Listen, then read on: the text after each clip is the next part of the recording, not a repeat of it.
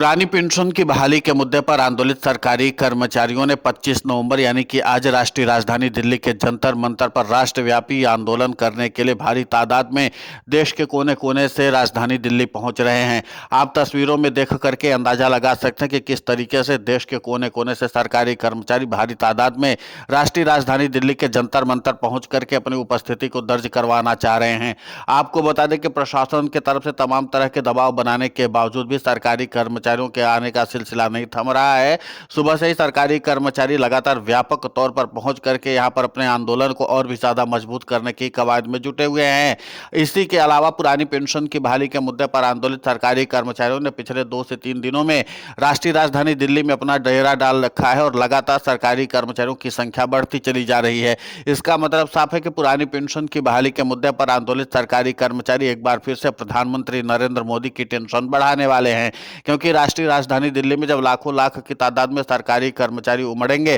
तो जाहिर सी बात है कि केंद्र की मोदी सरकार की चुनौती एक बार फिर से बढ़ने वाली है। हालांकि प्रशासन की ओर से भारी तादाद में सरकारी कर्मचारियों को एकजुट करने के लिए रोक लगाने की तमाम तरह की कवायद की गई, लेकिन पहले से ही तैयारी बना चुके सरकारी कर्मचारी भारी तादाद में राष्ट्रीय राजधानी दिल्ली पहुंच चुके हैं और इसी के साथ लगातार रेल से जो है सरकारी कर्मचारी पहुंच रहे। इसके अलावा सड़क मार्ग से भी लाखों लाख के तादाद में सरकारी कर्मचारी राष्ट्रीय राजधानी दिल्ली पहुंच करके अपने आंदोलन को और भी ज्यादा व्यापक करने की कवायद में जुटे हुए हैं। अब देखना महत्वपूर्ण होगा कि जिस तरीके से पुरानी पेंशन की बहाली के मुद्दे पर आंदोलित सरकारी कर्मचारियों ने अपना बिगुल फूंका है, अब ऐसे में केंद्र की नरेंद्र मोदी सरकार इन पुरानी पेंशन की बहाली के मुद्दे पर आंदोलित सरकारी कर्मचारियों की मांगों को लेकर के क्या कुछ करती है। आपको बता दें कि पुरानी पेंशन की बहाली के मुद्दे पर आंदोलित सरकारी कर्मचारियों ने साफ कर दिया कि न तो हमें यूनिफाइड पेंशन स्कीम चाहिए और न ही नेशनल पेंशन स्कीम चाहिए। सरकारी कर्मचारियों को हूबहू पुरानी पेंशन की बहाली चाहिए और इसी के लिए सरकारी कर्मचारी इतनी कड़ाके के ठंड के बावजूद भी भारी तादाद में राष्ट्रीय राजधानी दिल्ली पहुंच चुके हैं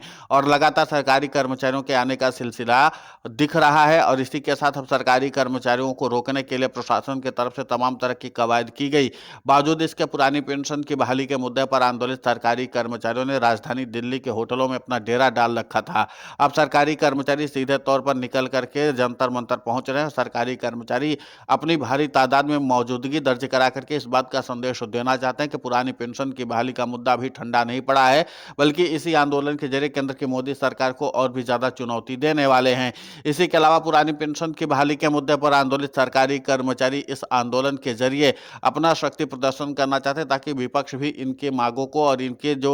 कवायदे हैं उनको नजरअंदाज न कर सके। माना यह जा रहा है कि जैसे ही 30 नवंबर को एक तो यूनिफाइड पेंशन स्कीम को लेकर के भी फैसला केंद्र की मोदी सरकार को करना होगा, क्योंकि यूनिफाइड पेंशन स्कीम को लगातार बढ़ाया जा रहा है सरकारी कर्मचारियों को स्वीकार करने के लिए। अब आपको बता दें कि पहले भी कई महीने में तारीखें बढ़ाई गई थी, लेकिन इसके बावजूद भी सरकारी कर्मचारियों ने यूनिफाइड पेंशन स्कीम को स्वीकार नहीं किया था और इसके बाद अब 30 नवंबर आखिरी डेट है जब सरकारी कर्मचारियों के लिए यूनिफाइड पेंशन स्कीम स्वीकार करना होगा। लेकिन इसी के साथ पुरानी पेंशन की बहाली के मुद्दे पर आंदोलित सरकारी कर्मचारियों की एक और बात महत्वपूर्ण मानी जा रही है, क्योंकि जैसे पुरानी पेंशन की बहाली के मुद्दे पर आंदोलित सरकारी कर्मचारी राष्ट्रीय राजधानी दिल्ली में अपने व्यापक आंदोलन को अंजाम देंगे तो उसी के साथ आगे चल करके संसद का शीतकालीन सत्र है और शीतकालीन सत्र में भी फिर विपक्षी दलों की ओर से पुरानी पेंशन की बहाली के मुद्दे को पुरजोर तरीके से उठाया जाएगा। हालांकि एनएमओपीएस के राष्ट्रीय अध्यक्ष और अटेवा के प्रदेशाध्यक्ष विजय कुमार बंधु ने भी पुरानी पेंशन की बहाली के मुद्दे पर आंदोलित सरकारी कर्मचारियों से कहा है,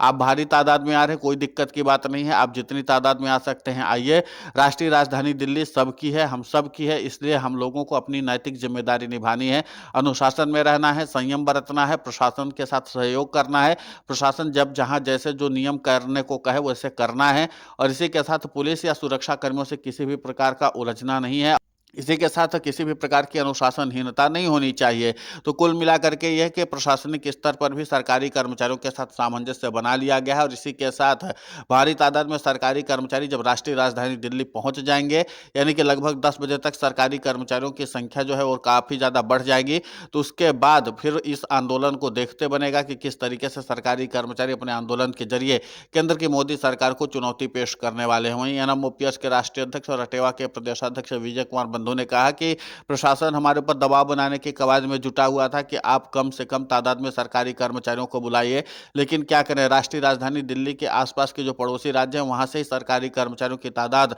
बहुत ज़्यादा हो गई। इसी के साथ उत्तर प्रदेश से लेकर के मध्य प्रदेश और तमाम ऐसे राज्य हैं जहां के सरकारी कर्मचारी लंबे समय से पुरानी पेंशन की बहाली के मुद्दे पर आंदोलित है और सरकार उनकी मांगों को सुन नहीं रही है और सरकारी कर्मचारी अपने भविष्य को लेकर के चिंतित हैं। इसीलिए जैसे ही हमने आह्वान किया कि राष्ट्रीय राजधानी दिल्ली में राष्ट्रव्यापी आंदोलन होने वाला है, उसी के साथ सरकारी कर्मचारियों की तादाद जो लगातार बढ़ती चली गई और अब सब सरकारी कर्मचारी जो हैं वो रेल के मार्ग से या फिर सड़क मार्ग से राष्ट्रीय राजधानी दिल्ली की ओर कूच कर चुके हैं। अब उनको वापस लौटाना भी ठीक नहीं होगा, इसलिए पुरानी पेंशन की बहाली के मुद्दे पर आंदोलित सरकारी कर्मचारी एक बार फिर से अपना विशाल शक्ति प्रदर्शन करने जा रहे हैं और सरकारी कर्मचारियों ने इस बात की चुनौती दी है कि अभी हमारे छोटे आंदोलन को देख करके केंद्र की मोदी सरकार डर जाती थी, अब तो ये राष्ट्रव्यापी आंदोलन है। इसी के साथ अगर प्रधानमंत्री नरेंद्र मोदी पुरानी पेंशन की बहाली के मुद्दे पर निर्णायक फैसला नहीं लेते हैं और सरकारी कर्मचारियों की मांगों को गंभीरता से नहीं लेते हैं तो सरकारी कर्मचारी रामलीला मैदान भी भर सकते हैं। और सरकारी कर्मचारी कितनी तादाद है, पिछले साल 1 अक्टूबर 2024 को पुरानी पेंशन की बहाली के मुद्दे पर आंदोलित सरकारी कर्मचारियों ने राष्ट्रीय राजधानी दिल्ली के रामलीला मैदान में भारी तादाद में लाखों लाख की तादाद में पहुंच करके प्रधानमंत्री नरेंद्र मोदी को सीधे चुनौती दी थी। इसीलिए इस बार पुरानी पेंशन की बहाली के मुद्दे पर आंदोलित सरकारी कर्मचारियों के आंदोलन को संतुलित करने के लिए जंतर मंतर में सरकारी कर्मचारियों को आंदोलन करने के लिए कहा गया, क्योंकि यहाँ पर जगह कम है तो जाहिर सी बात है कि सरकारी कर्मचारियों की तादाद भी कम दिखाई देगी। लेकिन इतना तय माना जा रहा है कि पुरानी पेंशन की बहाली के मुद्दे पर आंदोलित सरकारी कर्मचारियों के इस आंदोलन से केंद्र की नरेंद्र मोदी सरकार की चुनौती बढ़ने वाली है। आपको बता दें कि इन राज्यों की अगर बात करें तो पुरानी पेंशन की बहाली के मुद्दे पर जहां पर भी सरकारी कर्मचारी आंदोलित है वहां की अगर बात करें तो उत्तराखंड है, मध्य प्रदेश है, इसके अलावा बात कर लेते हैं तो महाराष्ट्र है। इसी के साथ